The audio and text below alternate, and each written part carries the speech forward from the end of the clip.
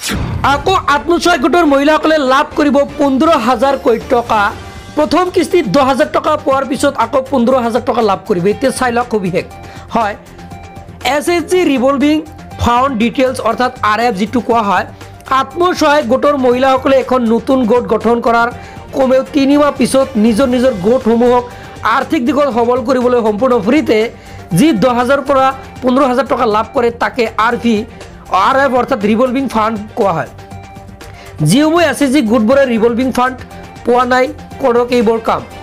Revolving fund পোৱাৰ পঞ্চসূত্ৰ চাওক। 1 নিয়মীয়া সভা, 2 নিয়মীয়া সঞ্চয়, 3 নিয়মীয়া ঋণ, 4 ঋণ পৰিশোধ, 5 সঠিক হিচাপ ৰক্ষা কৰিব লাগিব এইখিনি। আৰু যি ৰিভলভিং ফাণ্ডৰ যি টকা এই টকা লাভ কৰিবলৈ SHG গ্ৰুপসমূহৰ যোগ্যতাৰ মাপকাঠি দিয়া আছে। 1 SHGৰ SB একাউণ্ট অৰ্থাৎ ছেভিং একাউণ্ট থাকিব লাগিব। 2 SHG গঠনৰ তাৰিখৰ পৰা 3 মাহ বয়স সম্পূৰ্ণ হ'ব লাগিব। 4 SHGয়ে নিশ্চিত পঞ্চসূত্ৰ অনুশীলন কৰি আহিছিলে নাই সেইটো জানিব লাগিব। SHG ফাৰ্ষ্ট গ্ৰেডিঙৰ উত্তীৰ্ণ হ'ব লাগিব। হয়, ৰিভলভিং ফাণ্ডৰ বাবে আবেদন কেনেকৈ কৰিব, এই 15,000 টকা লাভ কৰিবলৈ কেনেকৈ আবেদন কৰিব চাই লওক। যিসমূহ আত্মসহায়ক গোটৰ গঠন কৰা 3 মাহ সম্পূৰ্ণ হৈছে সেইসকলে পঞ্চসূত্ৰ মানি চলি আছে নে নাই এইসমূহ কিন্তু পৰ্যবেক্ষণ কৰিব।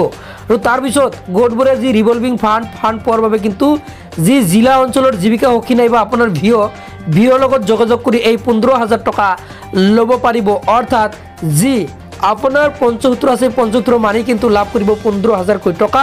প্ৰথম কিস্তিত 10,000 টকা লাভ কৰিব। আৰু 10,000 টকা যিহেতু আহি আছে সেই চেনেলটো ছাবস্ক্ৰাইব কৰি ৰাখি দিয়ক। যেতিয়া ঘোষণা কৰিব নিশ্চয় জনাই দিম। পেজটো ফ'ল' কৰি ৰাখিব আৰু ভিডিঅ'টো শ্বেয়াৰ কৰি দিয়ক। চাজিলো মানে ধন্যবাদ।